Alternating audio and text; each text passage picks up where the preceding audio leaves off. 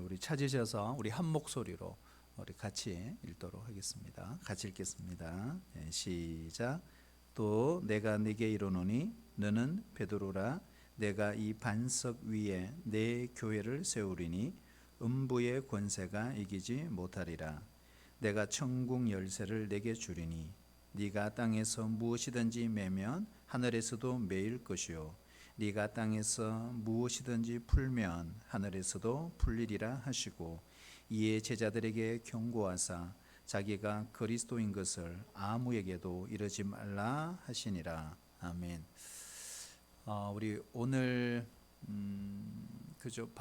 오전 12시죠.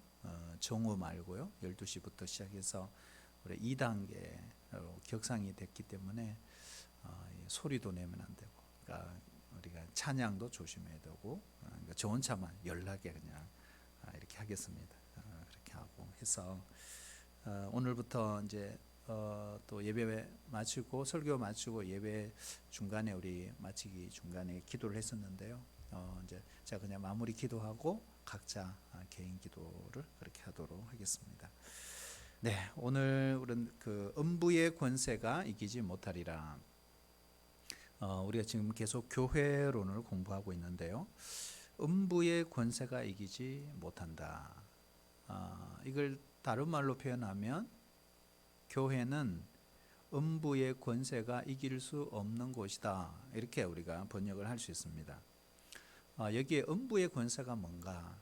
음부의 권세, 이거는 죄의 권세, 사단의 권세, 세상의 권세, 이렇게 우리가 이해하시면 제일 좋습니다. 어두움의 권세, 악의 권세, 이렇게 보시면 좋습니다. 세상의 권세나 사탄의 권세, 어두움의 권세, 이 죽음의 권세가 비록 이 주님의 교회를 둘러싸고 있다 할지라도 그 음부의 권세의 그 대문을, 사단의 권세의 그 지옥문을 이렇게 박차고 나갈 수 있는 능력이 교회에 있다, 이런 뜻이라는 거예요. 그래서 예수님께서 교회에게 주신 이 권세는 정말 놀라운 권세입니다. 그래서 이런 걸 우리가 영적 권세 이렇게 표현해요. 영적 권세, 이런 걸 교회의 능력 이렇게 표현을 합니다. 우리 세상의 어떤 기업이나 어떤 정부 산하에 있는 모든 조직들을 보면 아주 치밀하고 또 전문가들을 영입을 해서 조직을 운영을 합니다. 그러나 교회는 그렇지가 않아요. 교회는 조직이 좀 엉성하기도 하고 뭔가 다른 사람이 볼 때도 좀 부족한 것이 그렇게 보입니다. 그래서 때로는 세상 사람들이 교회를 무시하기도 하고 또 얕잡아 보기도 하고 심지어는 교회를 핍박하기까지도 합니다. 그러나 여러분 꼭 기억해야 됩니다. 교회는요, 인간의 눈에 보이지 않는 강력한 그 영적인 방음막이 쳐져 있다는 사실입니다. 그래서 하나님이 교회를 보호하세요. 여러분, 우리의 삶 가운데 늘 하나님이 우리를 보호하시고 우리를 이끄시고 우리를 도와주고 계시구나 하는 걸 우리가 일상에서도 느끼잖아요. 이처럼 교회 공동체는 말할 것도 없습니다. 교회 공동체, 하나님이 정말 사랑하십니다. 우리가 종종 뉴스를 보면은 갑자기 새가 유리를 향해 달려가다가 그냥 거기서 떨어져서 죽는 이런 뉴스를 종종 봅니다. 왜 그랬을까? 너무 잘 깨끗하게 닦여져 있는 유리다 보니까 그게 유리인지도 모르고 그냥 날아간 거예요. 돌진하다 그냥 새들이 죽었더라, 이런 이야기다. 사실 우리 교회도 그런 일이 종종 있었어요. 그래서 앞에 날아가다 그냥 몇 마리씩 꽁이 떨어지고 이런 게 있었어요. 여러분 모르실 것 같은데요. 그래서 새벽기도 마치고 가보면 버리고 묻어주기도 하고 장사 지내기도 하고 그렇게 했어요. 똑같습니다, 여러분.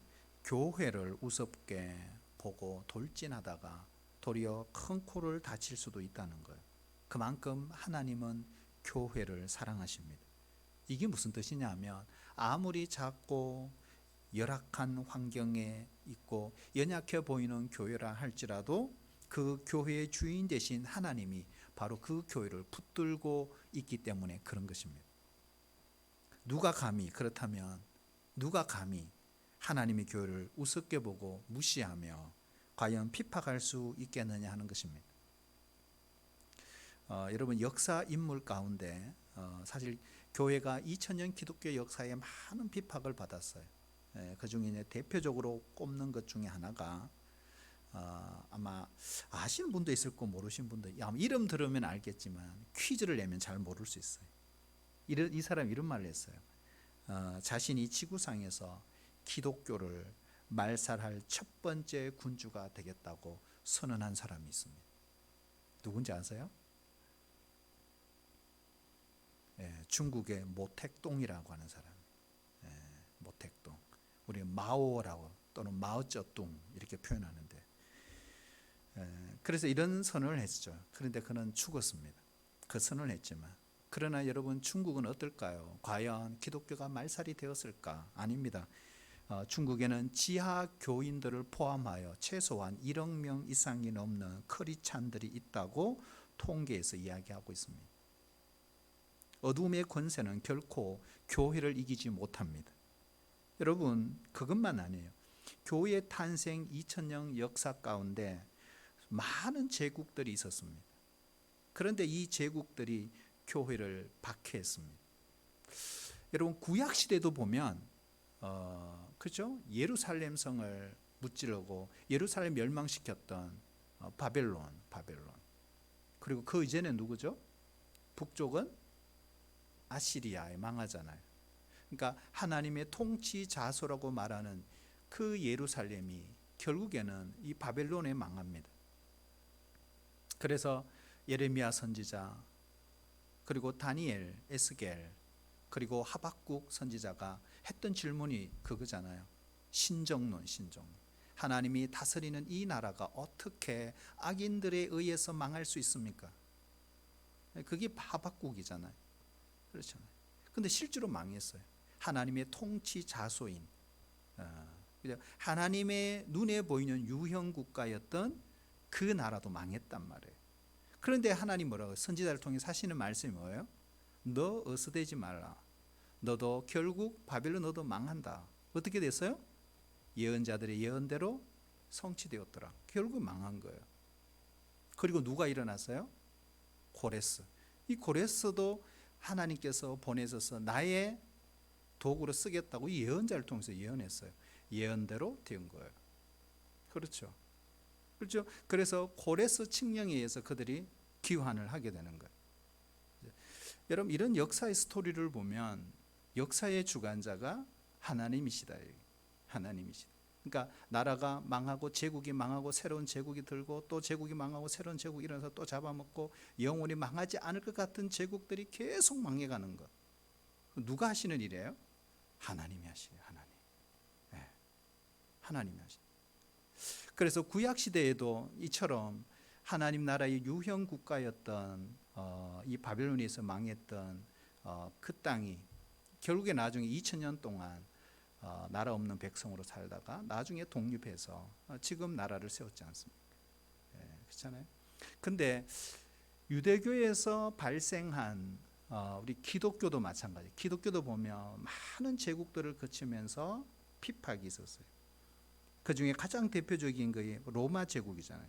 그런데 교회가 핍박이 받고 교회가 완전히 진멸되고 말살될 줄 알았지만 아니었어요. 도리어 제국들이 무너졌어요.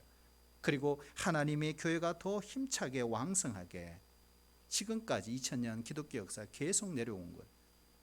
여러분, 하나님 나라는 영원합니다. 우리 눈에 보이는 세계사의 제국은 사라지지만 하나님의 나라는 영원하다는 거예요. 그래서 하나님 주신 이 영적인 권세가 이토록 무서운 것입니다. 그렇기 때문에 교회는 세상 앞에 기죽지 않아야 된다. 그래서 로마서 8장에도 보면 그런 이야기 하잖아요. 그리스도와 우리의 관계를 끊을 자가 아무도 없다.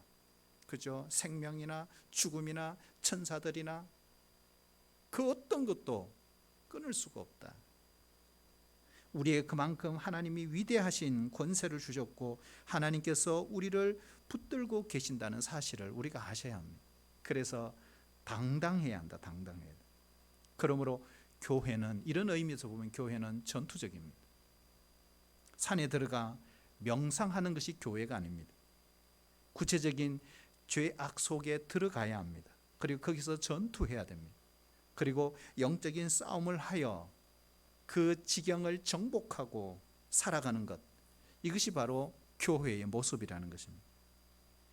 그러므로 우리 모두 교회 안에서 그리고 세상 안에서 영적 싸움을 싸우지 않는 사람들은 엄밀히 말해서 진짜 성도라고 말할 수가 없다.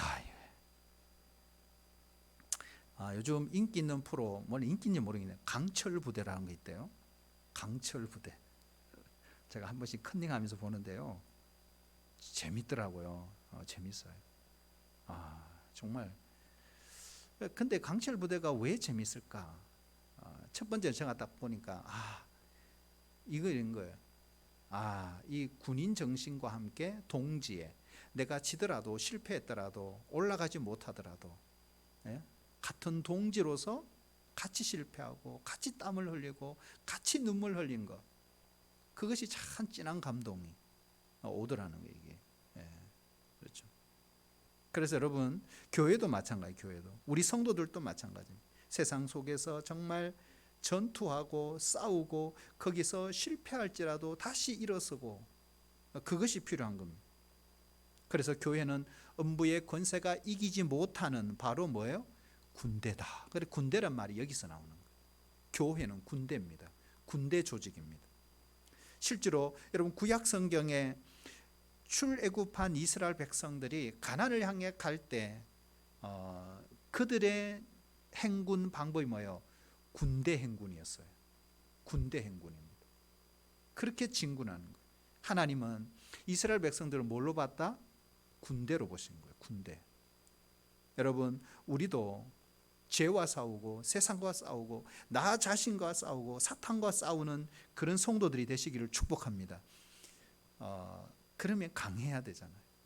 약하면 싸우지를 못해요. 거기에 영적 권세가 있습니다. 거기에 하나님의 영광이 임합니다. 자, 우리 고린도전서 15장 우리 55절 57절 우리 같이 한번 읽어볼까요? 시작. 사망아, 너의 승리가 어디 있느냐? 사망아, 네가 쏘는 것이 어디 있느냐? 사망이 쏘는 것은 죄요, 죄의 권능은 율법이라. 아멘. 여러분, 이 선언을 할 수 있는 것이 교회입니다.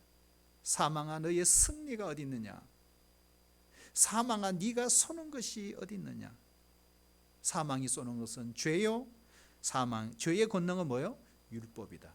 자, 지금은 우리가 죄의 삼킴을 당하고 지금은 우리가 이처럼 생명에게 죄의 생명도 삼킴을 당하는, 그래서 사람이 죽음에 이릅니다.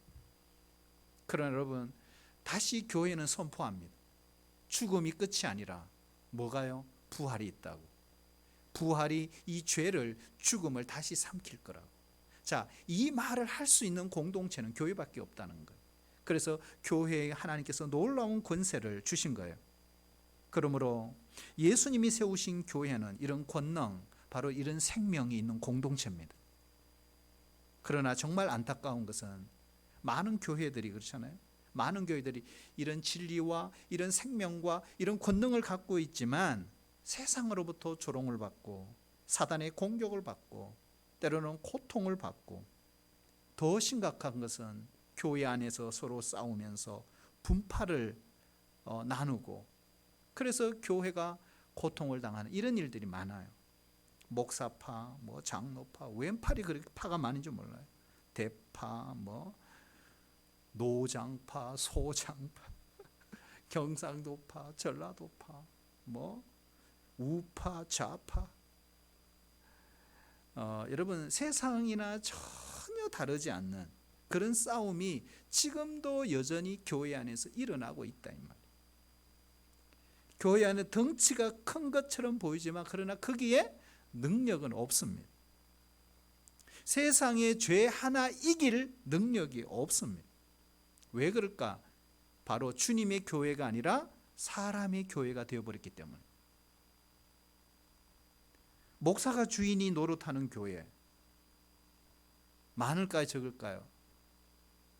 빨리 많다고 이야기해야 돼요. 그래야 뒤에 갈수록 적어요. 어떤 때는 장로님들이 주인 된 교회도 있어요. 근데 우리가 참 이야기를 우리가 많이 듣잖아요. 뭐 전 친구들도 있고 또 교제하는 분들도 있고 또 뭐 이래저래 이야기를 들어보면 어떻게 그럴 수 있지? 이런 게 너무 많아요. 그러니까 내가 주인이야, 그냥 내가 다 해버리는 거예요. 그냥. 예? 어떤 사람은요, 교회에서 힘센 사람이 주인 노릇하는 사람이 있어요. 맞아, 이거 뭐 차고 다니고 막 진짜 차고 다니고. 예? 이러면 안 된다. 이러면. 여러분, 인간의 생각이 교회를 지배하게 되면요,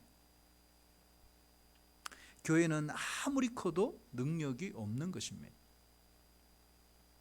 음부의 권세를 이길 힘이 없는 것입니다. 그러나 아무리 부족하다 할지라도 기도하고 성령 안에서 말씀에 순종하고 성령 충만한 교회라면요, 한 사람이 모이든 두 사람이 모이든 10명이 모이든 세상을 이길 힘이 거기에 있는 것입니다. 근데 여러분, 이 능력은 어디서 오느냐? 말씀과 기도에서 옵니다. 그러므로 우리는 늘 말씀과 기도를 통해 충전해야 돼요. 그래야 성령의 능력을 받아요. 여러분, 말씀은요, 교회를 성장시키는 힘이에요. 교회를 교회답게 하는 거예요. 교회의 거룩함과 능력을 유지하는 힘이 말씀에 있어요. 자, 에베소서 5장 우리 26절 27절 우리 같이 한번 읽어볼까요? 시작.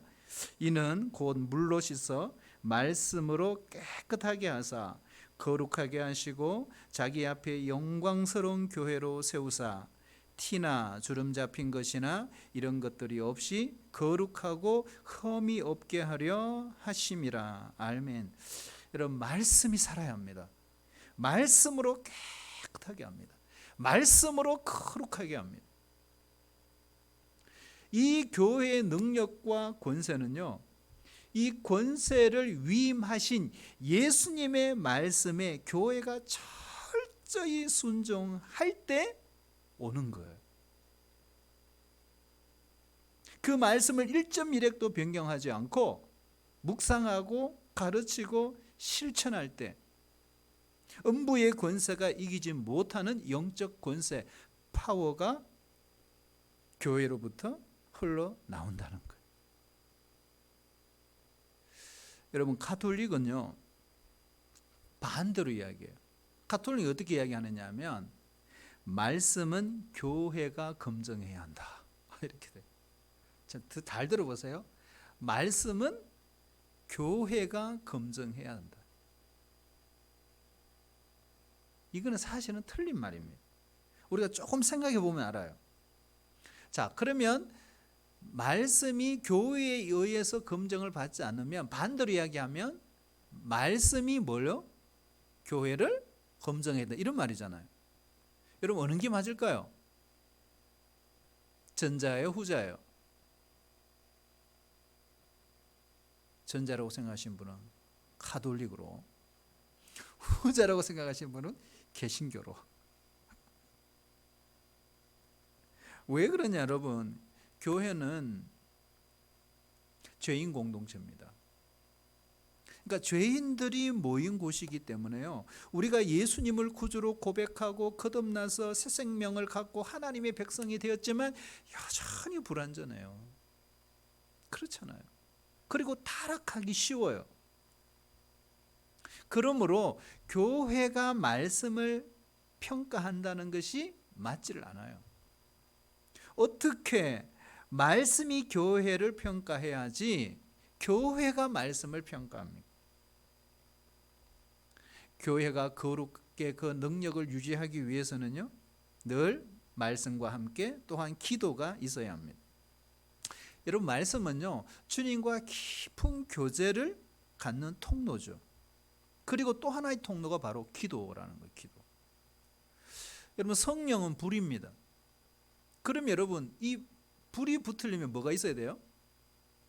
계속 붙으려면, 불이 계속 붙으려면 군불을 계속 떼줘야 되잖아요. 그렇잖아요. 그러니까 뗄감이 필요한 거예요. 뗄감. 성령의 불이 내 속에서 계속 역사하여 나타나려면 동력이 필요해요. 연료가 필요해요. 그게 뭐예요? 기도라는 거예요. 기도. 예수님은 내 집은 만민이 기도하는 집이다. 그래서 여러분, 교회 예배당은요, 교회 이 기도 소리가 끊어지면 안 돼요.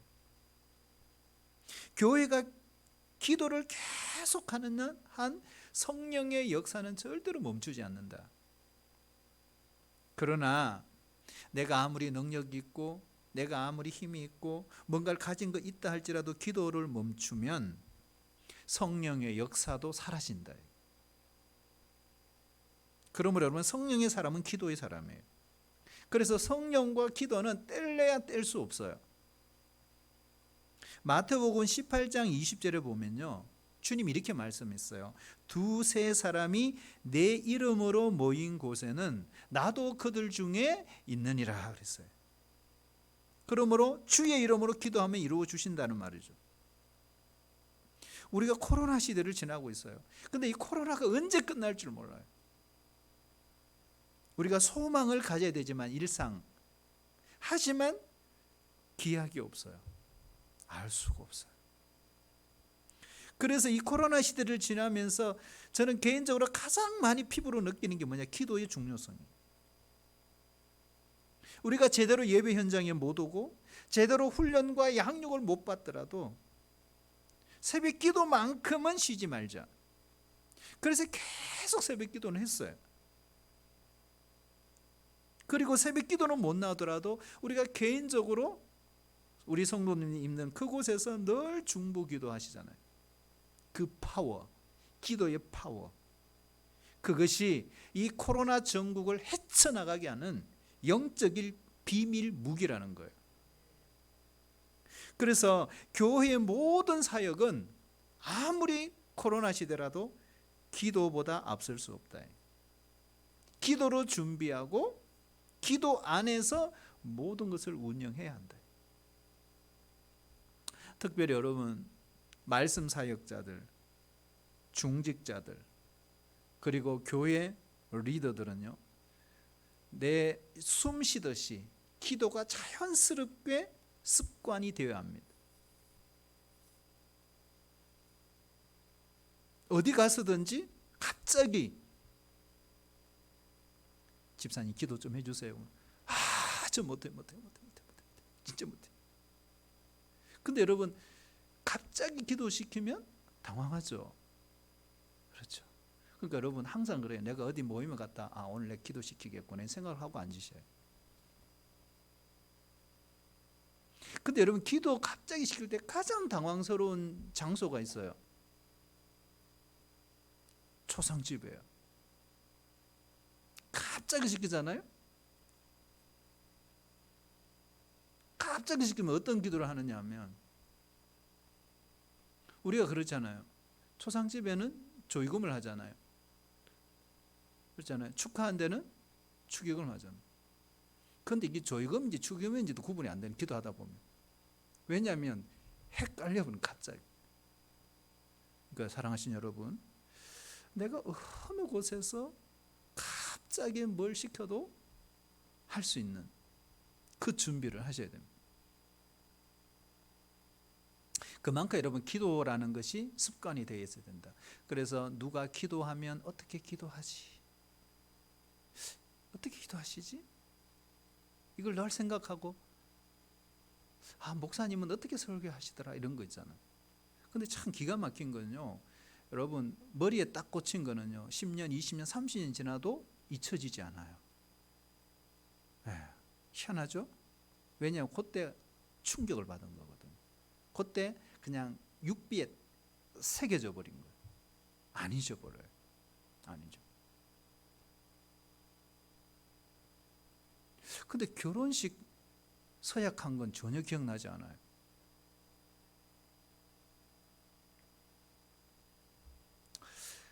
여러분, 교회는요, 오순절 마가 다락방의 성령의 강림으로 탄생했잖아요. 여러분, 이 사건도 우리가 사도행전 2장을 읽어보시면 제자들이 한데 모였다 그랬어요. 그리고 뭐예요? 기도하기 시작했어요. 그리고 그들이 성령을 기다렸거든요. 10일 만에 임했어요. 만약에 제자들이 모이지 않고 기도하지 않고 그랬으면 성령을 그들은 받지를 못했을 것이고 오순절 마가 다락방의 역사도 일어나지 않았을 것입니다. 그러므로 교회는 탄생이 기도예요. 그렇잖아요. 그래서 교회는 기도 공동체예요. 뭘로 통해서? 성령 공동체예요. 모든 교회의 부흥의 중심에는요, 기도가 있어요. 여러분, 그 기도의 역사가 일어나면요, 기도로 끝나지 않죠. 성령의 은사가 나타납니다. 그리고 기적이 나타나요. 기도하는 교회에는요, 기적이 나타나요. 우리가 신비한 일도 일어나죠. 뭐 병이 낫기도 하고, 치유가 일어나기도 하고, 뭐 귀신이 떠나가기도 하고, 정신적인 우울증이 치유되기도 하고, 불면증이 치유되기도 하고, 그것뿐만 아니에요. 가정이 회복되기도 하고, 하나님께서 나를 얼마나 사랑하시는지를 가르쳐 주시기도 하고, 이렇게 육체적으로 영적으로 우리의 삶을 치유하시는 놀라운 일들이 일어난다는 거예요. 그런데 여러분, 중요한 게 있어요. 이런 성령의 역사가 나타날 때 질서가 있어야 돼요. 질서.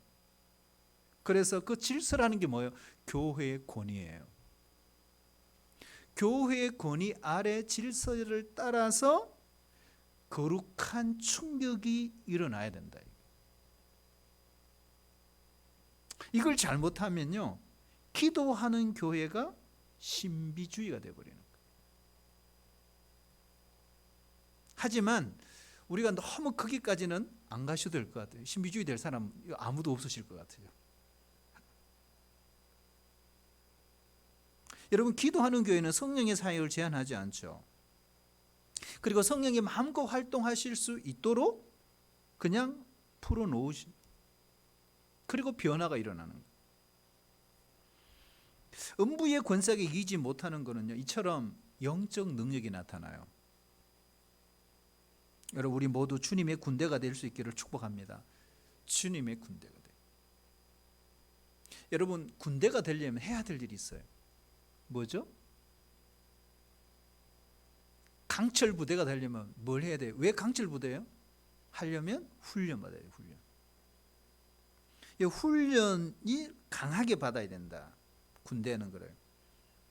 그래서 훈련도요, 다양한 방법으로 받아야 돼요. 그리고 다양한 각도에서 계속 받아야 돼요. 여러분, 영적 훈련도 똑같습니다. 훈련 받지 않고 직분자가 되면요, 교회에 문제를 일으킬 가능성이 있어요. 경건의 모양은 있어요. 왜? 직분이 있으니까. 근데 경건의 능력은 없는 사람이에요.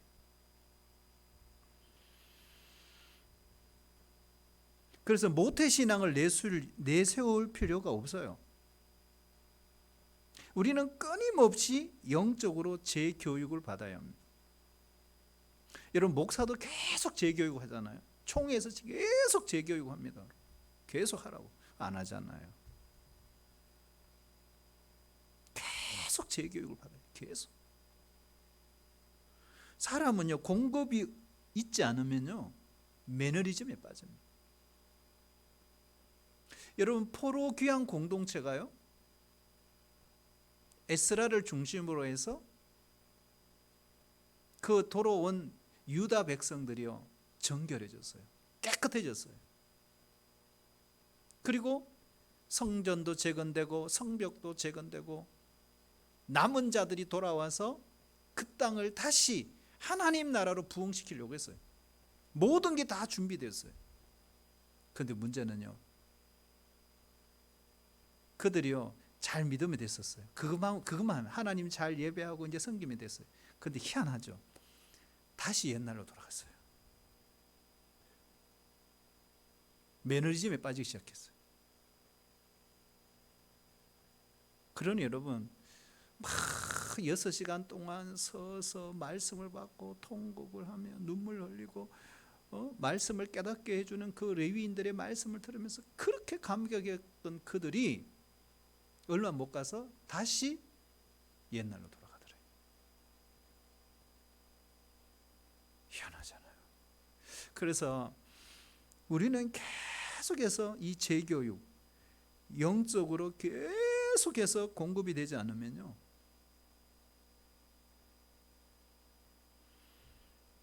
약해질 수밖에 없어요. 그래서 우리는 영적인 실력을 키워야 됩니다. 여러분, 영적인 실력을 기초로 해서 그걸 갈고 닦아야 돼요. 교회에 있는 모든 공동체의 리더들은 그렇게 해서 세워져야 합니다. 여러분, 교회 중직자들도 그렇게 세워져야 합니다. 근데 여러분, 훈련에서 중요한 건 또 한 가지 딸까요? 성도의 교제. 자, 여러분, 훈련 중에 또 하나 들어가는 그 교제예요. 교제. 성도의 교제. 펠로십이에요. 여러분, 교제에서 가장 중요한 게 뭘까요? 교제에 중요한 것은 서로를 사랑하는 연습을 하는 거예요. 이게 교제입니다.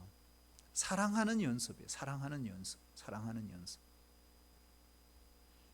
사랑의 교제가 없이요, 계속 훈련만 해봐요. 어떻게 될까요? 그러니까 사랑의 교제가 없이 계속 훈련만 하면요, 정말 재미있는 일이 생겨요. 훈련 받은 사람들이 훈련은 받았어요. 그런데 되게 비판적이 됩니다. 그리고 되게 공격적이 돼요. 특별히 교회가 세운 영적인 권세를 갖고 있는 자들에게 도전합니다. 그러면서 자기 마음대로 흔들죠. 이게 잘못된 훈련을 받은 거예요. 그러니까 훈련이 잘못된 거예요. 여러분, 우리 하나님은 사랑이시잖아요. 믿음, 소망, 사랑, 이 세 가지는 항상 있을 것인데 그 중에 제일은 뭐예요? 사랑이라 그랬어요. 그래서 기독교의 덕목 가운데 최고의 덕목은 사랑입니다.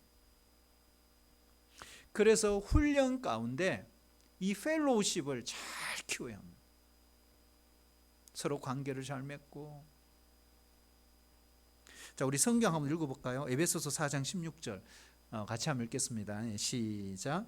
그에게서 온 몸이 각 마디를 통하여 도움을 받음으로 연결되고 결합되어 각 지체의 분량대로 역사하여 그 몸을 자라게 하며 사랑 안에서 스스로 세우느니라. 아멘. 여기 보면요, 우리 교회 공동체를 지체들을 어디에 비유했냐? 우리 몸의 각 마디에 비유했잖아요. 서로 연결하며 어디에서 자란다? 사랑 안에서 자란다. 여러분, 믿음이라는 건요, 절대로 혼자서 잘할 수 없어요. 안 됩니다, 여러분. 안 돼요. 신앙은 결코 외딴 섬이 아니에요. 왜 그런가? 교회의 탄생을, 이번 주 우리 성령 강림절이잖아요. 교회의 탄생을 보면 알아요. 교회가 2000년에 처음 탄생 때부터 믿음을 가진 사람들 모두가 다른 형제 자매들이었지만 서로 어울렸어요. 그리고 그들은 공동체의 일원이 되었어요. 그러므로 영적 성장의 비밀 가운데 하나가 뭐냐? 공동체라는 거예요. 여러분, 성만찬도 공동체입니다. 우리도 뭐 1년에 2번 정도 성만찬 갔잖아요. 뭐 요즘엔 못했어요. 작년부터 했어요. 근데 여러분, 성만찬의 의미는 뭘까요? 2가지입니다. 하나는 수직적 의미, 또 하나는 수평적 의미가 있어요. 그러니까 떡과 잔을 내가 먹고 마심으로 나를 용서해 주신 예수님의 그 보혈 십자가를 기억하는 거예요. 동시에 그 십자가를 통해서 형제 자매된 우리가 십자가 안에서 그리스도 안에서 하나가 되었다 라는 의미가 이 성만찬 안에 있다는 거예요.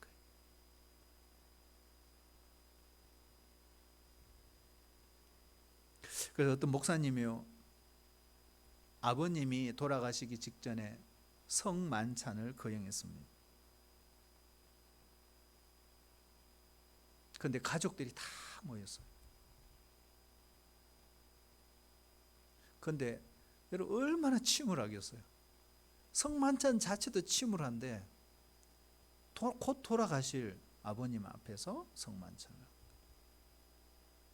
그러니까 다들 그냥 찬송을 하다 다 울어버린 거죠.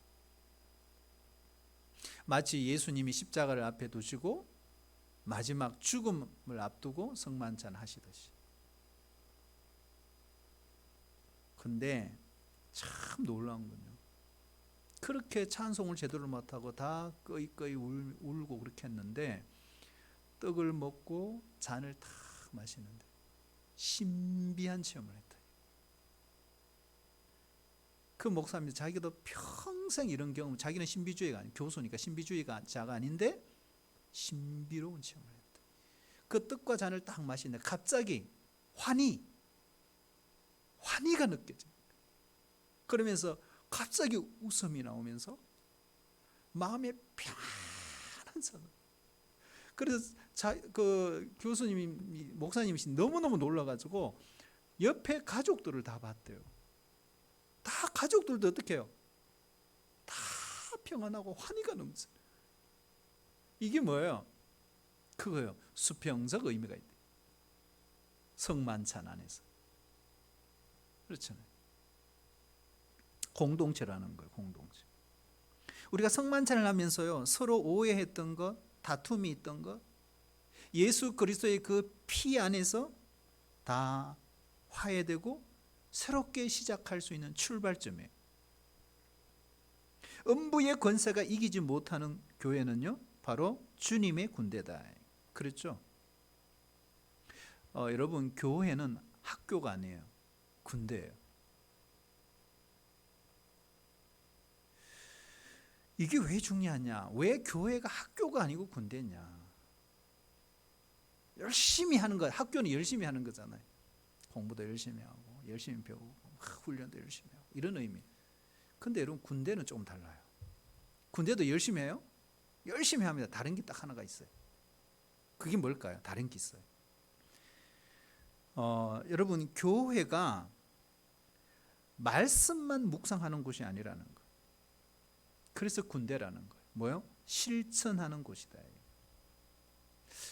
여러분, 군대의 가장 중요한 요소가 순종, 복종이죠. 그죠? 군대는 순종이 중요합니다. 말씀에 순종할 때 파워가 나타납니다. 내가 아무리 성경 공부를 많이 하지만 배운 것을 실천하는 것이 참 교회가 약해요. 저부터 회개해야 돼요. 왜 그런가? 설교를 제가 너무 많이 해요. 근데 문제는 뭐냐? 제대로 살지를 못하는 거예요. 살 틈이 없어요. 설교한다고. 새벽부터 해가 누구 좀 해줬으면 좋겠어요. 그래서 저희 집사람 월요일 날은 당신이 나가라고. 그래, 아까 제가 그랬어요. 내일 새벽 기도는 좀 쉬면 안 되겠냐.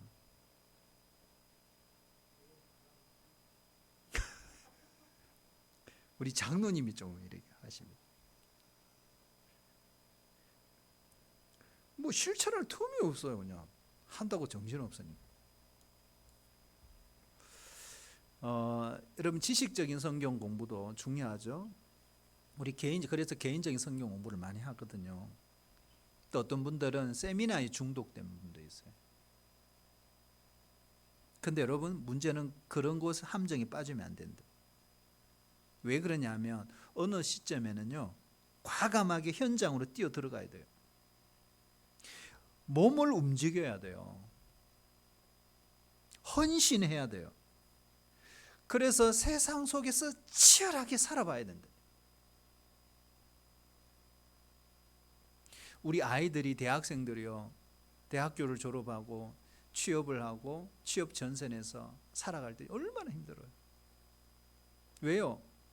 나는 이렇게 훈련받고 이렇게 신앙생활을 했는데 세상 나가보니까요, 너무너무 힘든 거예요. 이게 부닥치고 진리와 싸워야 되고. 근데 여러분, 세상 속에서 그렇게 치열하게 살아봐야 됩니다. 그렇게 살아야 합니다. 우리가 예배에서 흘러넘치는 것이 사역이잖아요. 여러분, 예배 가운데서 하나님이 은혜를 부어주시거든요. 그런데 그 은혜 부어주실 때 보면 사역이 막 떠올라요. 그래서 예배가 너무 중요한 거예요. 여러분, 그냥 단순히 종교행위가 아니에요. 예배 속에 하나님이 사역을 주신다니까요. 그래서 예배는 영적인 인풋이에요. 사역은 영적인 아웃풋이에요. 그러니까 예배를 드리니까 사역이라는 것이 나오더라니까. 그런데 신기한 것은 둘 다 균형이 맞추어져야 성도들이 신앙이 성장하는 거예요. 예배만 드려 나는 주장창 그냥 예배만 좋아, 이것도 문제예요. 어떤 사람은 막 사역만 하는 거예요. 그냥 이거 안 돼요. 예배와 사역이 균형을 이루어야 돼요. 묵상과 실천이 균형을 이루어야 돼요. 성경 공부와 순종이 균형을 이루어야 돼요. 그래서 여러분, 양육이 필요하고 우리에게는 훈련이 필요한 것입니다. 여러분, 군대로서의 교회가 되면요, 영적 전쟁을 치러야 합니다. 근데 내가 군대가 되기 전까지는요, 영적 전쟁을 못 치러요. 안 돼요.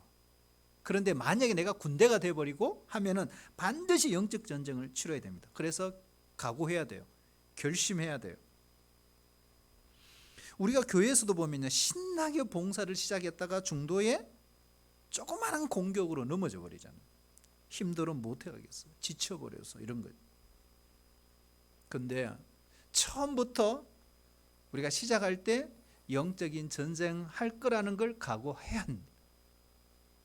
시집 가는 사람이 결혼이 어렵고 시댁과의 관계가 어렵다는 걸 각오하고 시집 가야죠. 행복이 아니에요.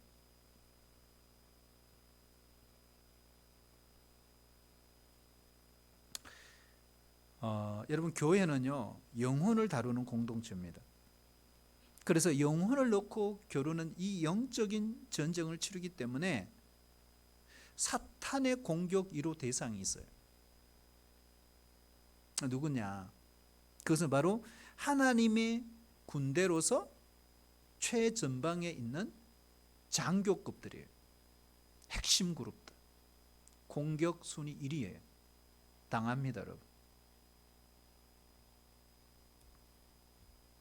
여러분, 하나님의 헌신하면서 우리는 헌신하면 헌신할수록요, 치열한 영적 전쟁을 치르게 돼 있어요. 근데 이걸 피하는 사람도 있거든요. 그러면 안 돼요. 각오해야 한다. 여러분, 헌신은 장난이 아니에요. 영적인 군대에서 정말 중요한 것은 영적 권세예요.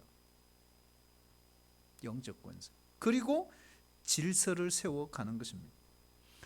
여러분, 권위주의는 타파해야 합니다. 그러나 권위는 반드시 세워져야 합니다. 여러분, 교회의 권위는 직분이 아니에요. 교회의 권위는 목사가 아니에요. 직분 자체가 권위가 아니에요. 그러면 권위가 어디서 나오느냐? 따라볼까요? 영적 실력. 권위는 영적 실력에서 나오는 거예요. 순장이 영적 실력이 있어야 돼요. 성경의 실력, 묵상의 실력, 기도의 실력이 있어야 된단 말이에요. 거기서 권위가 나와요. 그리고 또 한 가지가 있어요. 그것만 있으면 안 돼요. 인품이에요. 인품. 인품이에요. 이 두 가지만 갖추면 충분해요. 우리 교회에 보면요, 목사도 있고 우리 권사님들, 장로님들, 안수 집사님들, 여러분, 교회에 오래 다니면 자연스럽게 주어지는 직분이 아닙니다. 영적인 실력을 갖춰야 돼요. 성직이 남발되면 안 돼요. 우리 한국교회 문제가 뭐냐면 성직이 남발됐어요.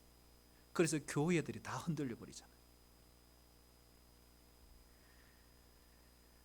그래서 여러분, 영적인 리더들은요, 평생 내가 하나님 앞에서 내 마음을 다잡고 살아야 합니다.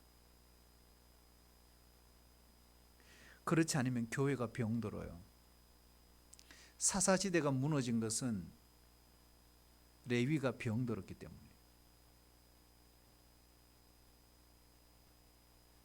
남방 유다의 포로 시대 거기도 보면 제사장과 선지자들이 병들어 버렸어요. 포로 귀환 공동체를 보면 그 속에 뭐가 문제 생겼어요? 제사장들, 레위인들이 심각한 문제가 있었어요. 거기에 병들어 버린 거예요. 여러분, 교회는 정말 소중합니다. 하나님의 생명값으로 세운 것이 교회예요. 여러분, 교회의 힘은요, 말씀에 있어요. 교회의 능력과 권세는 말씀에 있어요. 여러분, 우리 교회가 말씀 위에 든든히 세워지는 교회가 되시기를 축복합니다. 우리가 그렇게 노력해야 합니다. 그리고요, 기도예요, 기도. 우리 한시도 기도를 놓치면 안 돼요. 기도의 자리에서 시간을 양보하면 안 돼요. 오늘도 우리가 이 말씀을 기억하면서 하나님이 기뻐하시는 그런 교회 우리가 만들어 가기 위해서 우리가 오늘도 함께 기도하고 또 함께 최선을 다하는 우리 성도 되시기를 바랍니다.